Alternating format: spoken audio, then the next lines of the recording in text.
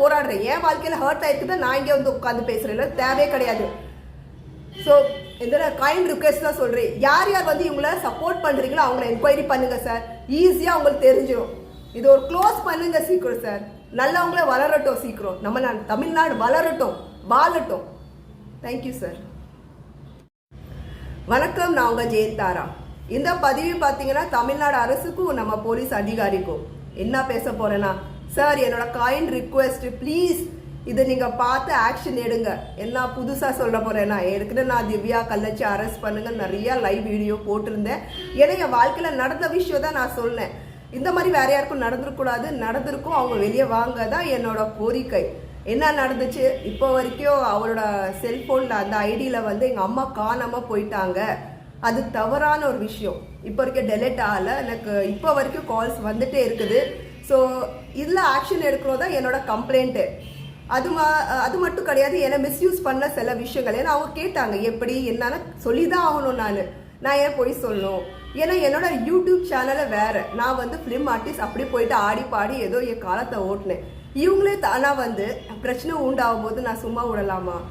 இதில் என்னன்னா, நிறைய பேர் வந்து என்னை நல்லாவே பாராட்டுறாங்க, நெகட்டிவ் பேசுகிறாங்க. ஸோ ஒரு விஷயம் இருக்குது சார், இதில் நீங்கள் கவனிங்க. ஏன் விஷயம் நான் ஷேர் பண்ணிட்டு சொல்லிட்டேன்.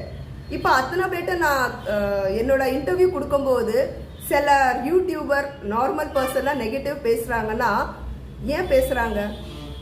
திவ்யாவே சப்போர்ட் பண்ணுறாங்க, சித்ரா அப்புறம் ஆனந்த் கார்த்தியை சப்போர்ட் பண்ணுறாங்கன்னா ஏன் சப்போர்ட் பண்ணுறாங்க? இதில் நீங்கள் தெரிஞ்சுக்கோங்க. அவங்கள சப்போர்ட் பண்ணுறாங்கன்னு என்ன அர்த்தம்? அவங்களும் இந்த கோஸ்டில் இருக்கலாம் நான் நினைக்கிறேன். ஏன்னா எதுக்கு சப்போர்ட் பண்ணோம்? வெளிச்சத்தில் வந்தாச்சு. இப்போ வந்து என்ன இழுக்கிறாங்கன்னா எதுக்கு? ட்ரெண்ட் ஆகுறக்கா, பேர் வாங்குறதுக்கா? நான் எல்லா விஷயத்த கக்கிட்டேன். உங்களுக்கும் அந்த இப்போ உள்ளே போயிருக்காங்களே அவங்களுக்கு என்ன லிங்க் எனக்கு தெரியல. ஏன்னா ஏன் யூடியூப் வேற. ஸோ என்னை பற்றி நீங்கள் பேச அவசியமே இல்லை. அப்படியே பேசணும்னா நான் சில விஷயங்கள் சொன்ன அதை பற்றி பேசணும். இப்போவும் அவங்கள நீங்கள் சப்போர்ட் பண்ணுறீங்கன்னா என்ன அர்த்தம் எனக்கு தெரியல. ஸோ கவர்மெண்ட், போலீஸ் எல்லா பேர் தான், ஹை ஆஃபீஸர்ஸ் எல்லா பேர் நான் சொல்கிறேன். யார் யார் வந்து இந்த உள்ளே போகிறவங்களுக்குலாம் சப்போர்ட் பண்ணுறாங்களோ அவங்கள நீங்கள் என்கொயரி பண்ணுங்க. இது வரைக்கும் திவ்யா அரெஸ்ட் வேணும் சொல்லிட்டு நான் போராட வரைக்கும் ஆயிடுச்சு. இப்போ என்னோட போராட்டம் என்ன தெரியுமா? யார் யார் வந்து இந்த உள்ளே போகிறவங்களுக்கு சப்போர்ட் பண்ணுறீங்களோ அவங்கள நீங்கள் என்கொயரி பண்ணிட்டு தான் ஆகணும். அவ்வளோதான். ஏன்னா தேவையில்லாமல் வேற கதை வர்றக்கும் போதே இவங்கள பிளாக் பண்ணுங்க. யூடியூபருக்கு தெரியாமல், அந்த பிளாட்ஃபார்ம் பற்றி தெரியாமல் கன்றாவி பண்ணிகிட்டே இருக்கிறாங்க. நம்ம கலாச்சாரம், பண்பாடு, நம்ம நாடு கேட்குற காலையில் நினைக்கிறீங்களா? நான் வாடிக்கை லைனில் போயிட்டே இருந்தேன். நான் வந்து வம்புக்கு யார் போக மாட்டேன் சார், சரிங்களா? வந்தால் விட மாட்டேன். காரணம், நான் தப்பு பண்ணாத இடத்துல தப்பு சொன்னீங்கன்னா அப்புறம் நானும் காட்டணும்ல நான் யாருன்னு. சரியா உண்மையை பேசு பழகுங்க. சரியா சோறு தானே திங்கிறாங்க அவங்கெல்லாம், வேற எதை திங்கிறாங்களா நான் கேட்குறேன். பேட் ஹாபிட்ஸு, பேட் கமெண்ட் எனக்கு பண்ண தெரியாது. பட் இந்த மாதிரி ஆட்கள் இது விஷயங்கள் பார்க்கும்போது பேச வந்துடுது. ஸோ யோசிச்சு பாருங்க நான் எவ்வளோ எஃபெக்ட் ஆயிருக்கேன். இது எக்ஸாம்பிள் தான் சொல்கிறேன். ஸோ யார் யார் வந்து இந்த உள்ளே போனவங்க கேங், அதாவது திவ்யா, சித்ரா, அப்புறம் கார்த்தி, அப்புறம் ஆனந்த், அவங்கள சப்போர்ட் பண்ணுறாங்கல்ல அவங்கள நீங்கள் என்கொயரி பண்ணணும். அது என்னோட ரிக்வெஸ்ட். நான் இதே தான் இனிமேல் பேச போகிறேன். நீங்கள் என்கொயரி பண்ணிட்டு தான் ஆகணும். என்ன வச்சு செஞ்சாங்கல்ல அவங்கள என்கொயரி பண்ணுங்க. சில பேர் ட்ரெண்டுக்காக பண்ணுறாங்க. என்னன்னா இதுதான் இப்போ லேட்டஸ்டாக நியூஸ் போகுது, இது பற்றி பேசணும்னா நமக்கு வியூஸ் கிடைக்கும். முட்டாளுங்க. என்ன நடக்குது தமிழ்நாட்டில் தெரியாமல் நீங்கள் பேசுகிறீங்க. ட்ரெண்ட் ஆகுங்க, நல்ல விஷயத்துக்கு அவங்க இதுக்குள்ள ஆகாதீங்க. ஏதோ ஒன்றா மூக்கு நாலேஜ் அங்கே உட்காந்துறது, பேட்டி கொடுக்கணும், ட்ரெண்ட் ஆயிடணும், இது பற்றி பேசணும். அறிவு இருக்கா?